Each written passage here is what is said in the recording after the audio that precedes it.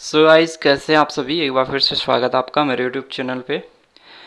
तो last time video बनाई थी, आशा है कुछ आपको समझ में आया होगा इस वीडियो से। तो एक बार फिर से यहाँ पे एक वीडियो और आपको बनाने जा रहा हूँ कि बहुत सारे कमेंट्स ऐसे भी आ रहे हैं जिनका कि जो है रिप्लाई देना बहुत ज़रूरी है। तो यहाँ पे कुछ इम्पोर्टेंट मैं आपको बताने वाला हूँ। सबसे पहले तो प्रोग्राम सिलेक्शन, तो इस पे मैंने ऑलरेडी पहले भी वीडियो बनाई है। एक बार फिर से बोलूँगा, जिस स्टूडेंट्स का भी जो है प्रोग्राम सेलेक्ट नहीं हो रहा है, जैसे यहाँ पे कोई स्टूडेंट्स है, अगर आपका ऐसा आ रहा है आप प्रोग्राम सेलेक्ट कर रहे हैं, यहाँ पे कुछ भी नहीं आ रहा है, तो ये आपने जब CUET का फॉर्म फिल किया था तो वहीं पे आपने गलत भर दिया था। ठीक है, अभी मैं उसका भी बताऊंगा कैसे गलत आपने भर दिया वो फॉर्म। ठीक है, तो ये आपका गलत भर गया। जिनका यहाँ पे कोर्स का नाम आ रहा है और नीचे से रेड सेंटेंस जो आ रहा है, रेड वर्ड्स में जो लिखा आ रहा है कि आप जो है मिनिमम एलिजिबिलिटी जो सब्जेक्ट दिए हैं आप उसको फॉलो नहीं कर रहे हैं, तो उसका मतलब ये है कि आपने जो यूनिवर्सिटी का जो मैपिंग सब्जेक्ट का कॉम्बिनेशंस है, तीन तीन सब्जेक्ट का जो कॉम्बिनेशंस है लगभग सभी कोर्सेज़ के लिए, कुछ कोर्सेज़ को छोड़ के, तो जैसे आपको BSc मैथ करना तो उसमें आपको फिजिक्स केमिस्ट्री मैथ तीनों से ही एंट्रेंस एग्ज़ाम्स देना था। अगर आपने इनमें से किसी दो सब्जेक्ट से एंट्रेंस एग्ज़ाम्स दिया था तो आप यहाँ पे एलिजिबल नहीं हो, जो फ़िलहाल यूनिवर्सिटी की जो रजिस्ट्रेशन पोर्टल के अकॉर्डिंग जो अपडेट है। ठीक है, बाद में ऐसा हो सकता है क्योंकि बहुत सारे स्टूडेंट्स के साथ ये दिक्कत आ रही है, तो बाद में हो सकता है यूनिवर्सिटी इसमें कुछ सॉल्यूशन निकाले, या जो भी स्टूडेंट्स जैसे जिसने जनरल टेस्ट दिया है, क्योंकि लगभग सभी स्टूडेंट्स ने जनरल टेस्ट दिया ही है,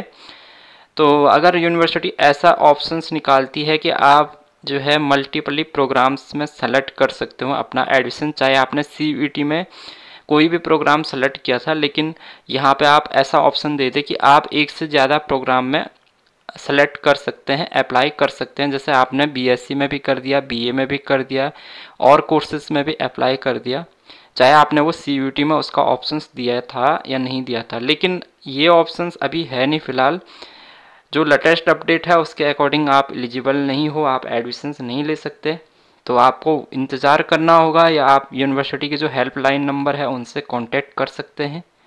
अब यहाँ पे देखिए गाइज, मैंने यहाँ पे किसी स्टूडेंट्स का जो CUET UG का जो एप्लीकेशंस फॉर्म है उसका जो कन्फर्मेशन पेज है उसका मैं प्रिंट यहाँ पे आपको दिखा रहा हूँ। तो यहाँ पे इन्होंने जैसे प्रोग्राम सेलेक्ट किया था BBA, ठीक है, बैचलर ऑफ बिजनेस एडमिनिस्ट्रेशंस, और यूनिवर्सिटी इन्होंने यहाँ पे जो हेमंती नंदन बहुगुणा गढ़वाल यूनिवर्सिटी सेलेक्ट की है।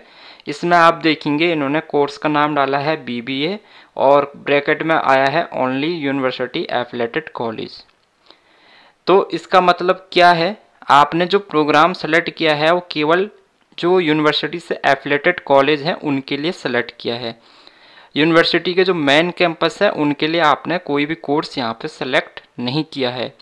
तो अब यहाँ पे आप यूनिवर्सिटी के मेन कैंपस में एडमिशन तो नहीं ले सकते क्योंकि आपने कोर्स यहाँ पे सेलेक्ट ही नहीं किया है यूनिवर्सिटी के मेन कैंपस के लिए। बहुत सारे स्टूडेंट्स जिसका भी ऐसा आ रहा है ओनली यूनिवर्सिटी एफिलेटेड कॉलेज, वो यूनिवर्सिटी के मेन कैंपस में एडमिशन्स नहीं ले सकते।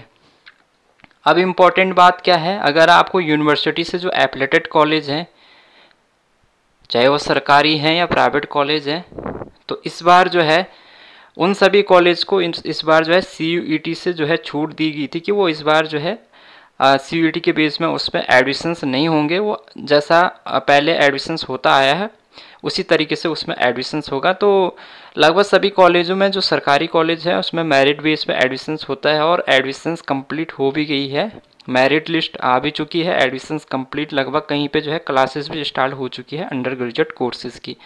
तो अब आप तो और कॉलेज में एडमिशन्स नहीं ले पाएंगे क्योंकि सभी सरकारी कॉलेजों में जो है जो यूनिवर्सिटी से एफिलेटेड कॉलेज हैं उसमें एडमिशन्स क्लोज हो चुके हैं।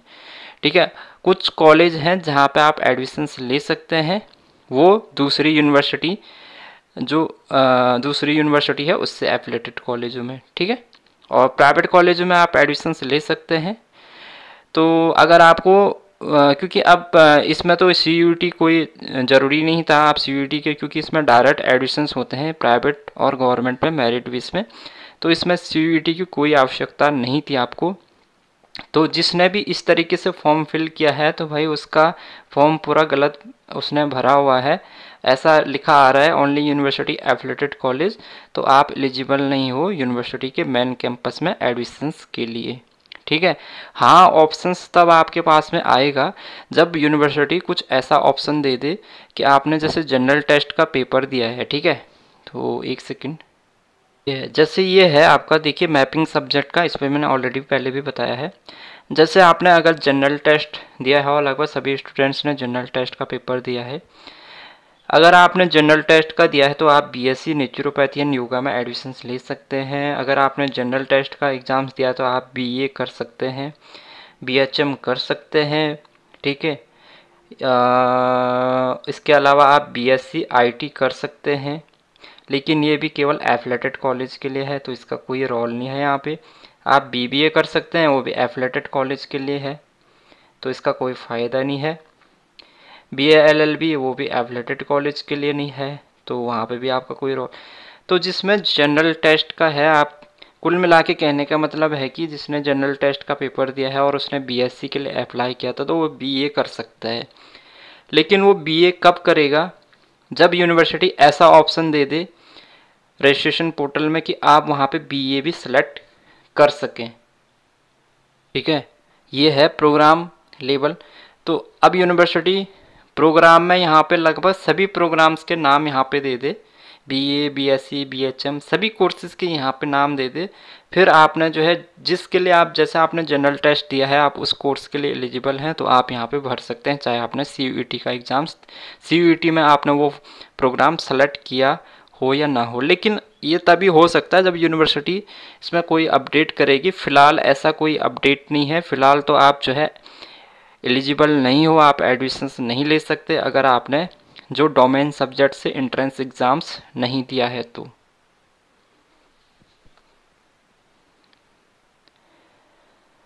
ठीक है, अब कमेंट के रिप्लाई देख लेते हैं। जैसे यहाँ पे है select subject for bachelor of arts Tehri campus preference या चॉइस कोर आई कोर। ओके, इसमें तो मैं बता दूंगा, ये कुछ है नहीं आपका। ये जो कोर 1 कोर 2 है इसमें ये इसलिए दिया हुआ है, इस पर मैं एक पूरी तरह से एक अलग वीडियो भी बनाऊंगा, ठीक है। ये कोर इसलिए दे रखा है कि आपको, क्योंकि जो मेन सब्जेक्ट होते हैं आपके यहाँ पे आपको 3 सब्जेक्ट आपके रहेंगे और एक 2 मेन सब्जेक्ट रहेंगे, 2 एडिशनल रहेंगे। जैसे आपने BSc मैथ से करना है तो आपको फिजिक्स, अब ऐसा तो नहीं है कि आप अकेले BSc मैथ से करोगे, ठीक है, तो वहाँ पे आपको BSc फिजिक्स केमिस्ट्री मैथ और एक और सब्जेक्ट आपको सेलेक्ट करना पड़ेगा, ठीक है। और कोर सेकंड में भी आप एडिशनल प्रेफरेंस में वहाँ पे और सब्जेक्ट के नाम देख सकते हैं कि ये इसलिए दिया हुआ है कि बाई चांस आपको उस, जैसे आपने PCM सेलेक्ट किया है तो PCM में अगर आपका मेरिट लिस्ट में नाम नहीं आता है तो आपने जो दूसरे सब्जेक्ट चूज़ किए हैं कॉम्बिनेशन, उसमें आपका मेरिट में नाम आ जाएगा। अगर उसमें भी नहीं आता तो जो आपने और एडिशनल दिए हैं उसकी वाली मेरिट में आपका नाम आ जाएगा, तो उस कॉम्बिनेशन में आपका नाम आ जाएगा। तो ये इसलिए आपको भरने हैं, या अपना चॉइस बेस पे आप भर सकते हैं।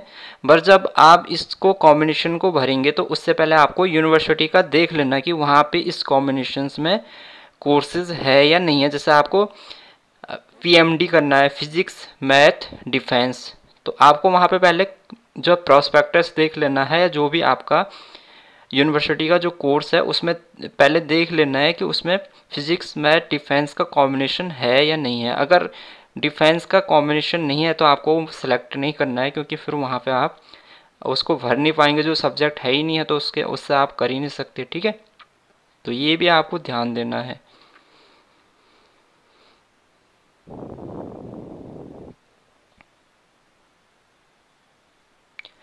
जिनका पेमेंट का इश्यू आ रहा है, जैसे पेमेंट कर दिया आपने और वहाँ पे कुछ दिखा नहीं रहा है तो आप उसको रिफ़्रेश कीजिए, दोबारा से लॉगिन कीजिए, ठीक है, तो हो जाएगा।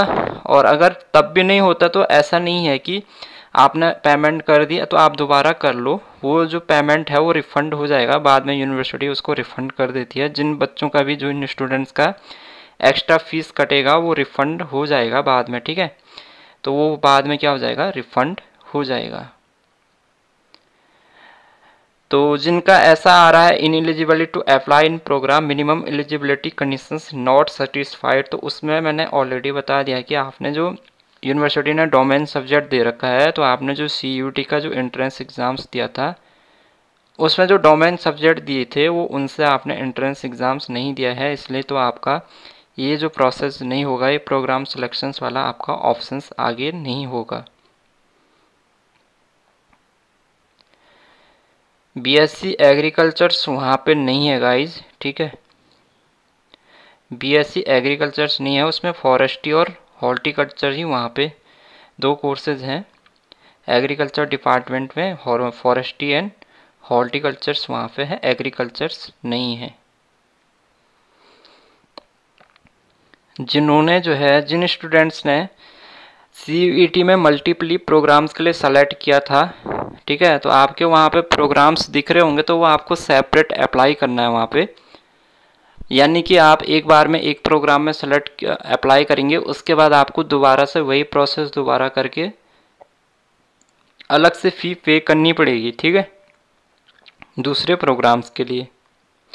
तो जैसे आप BSc मैथ के लिए अप्लाई कर रहे हैं, तो आपको BSc बायो के लिए भी अप्लाई करना है, तो उसके लिए आपको दोबारा से वही प्रोसेस दोबारा करके आप जो है उसमें फ़ीस सबमिट कर दीजिए, वो आपका हो जाएगा। सेपरेट आपको अप्लाई करना पड़ेगा, कहने का मतलब है, ठीक है। उसी में नहीं होगा कि एक बारी में ही आप सारे प्रोग्राम सेलेक्ट नहीं कर सकते। एक बार में आप एक ही प्रोग्राम सेलेक्ट कर सकते हैं, एक बार में आप एक ही कैंपस के लिए अप्लाई कर सकते हैं। दूसरे कैंपस के लिए अप्लाई करने के लिए आपको अलग से सेपरेट अप्लाई करना पड़ेगा। तो बाकी कोई अगर डाउट है तो इंस्टाग्राम दिया गया है, वहाँ पे आप जो है इंस्टाग्राम पे मैसेज कर सकते हैं अगर कोई डाउट है आपका, कोई फॉर्म फिल करने में कोई दिक्कत आ रही है।